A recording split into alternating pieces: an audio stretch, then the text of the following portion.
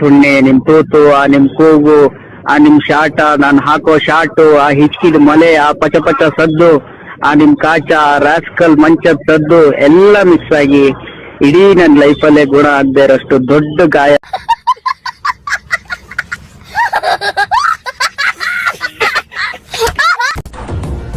ಗುರು, ದುಡ್ಡು ಕೊಟ್ರೆ ಸಿನಿಮಾ ನೋಡ್ಬೋದು, ದುಡ್ಡು ಮಾಡು. ನನಗ್ ಕೂಡ ತಿಕ್ಕ ಹೊಡಿಬಹುದು.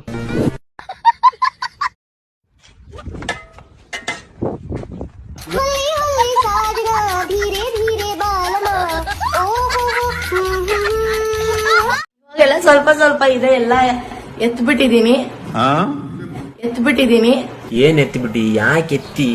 ಸ್ವಲ್ಪ ಕ್ಲಾರಿಟಿ ಕೊಡು.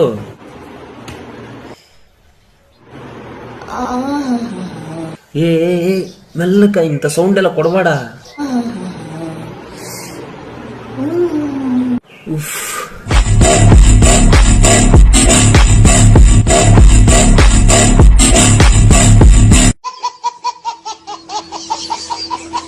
ಸರ್, ನನಗೆ ಮನೇಲಿ ಮೂಡಿಲ್ಲ ಅಂತ ಅಂದ್ರೆ 3 ದಿನ ಕೊರ್ಸಲ್ಲಿ ಮಾಡ್ತೀನಿ sir.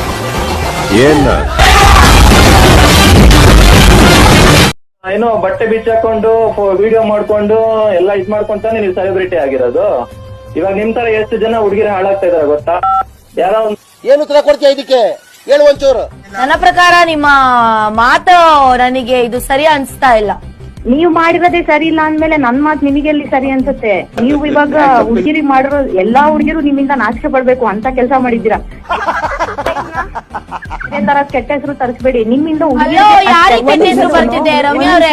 Mind your long way, mind your long way, don't cross your limit.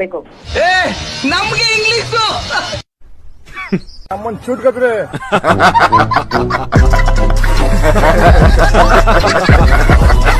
Pronunciation problem ಇದೆ ನನಗೆ, ಅಂದ್ರೆ ಟಂಗ್ ಟ್ವಿಸ್ಟ್ ಆಗಲ್ಲ ಬೇಗ.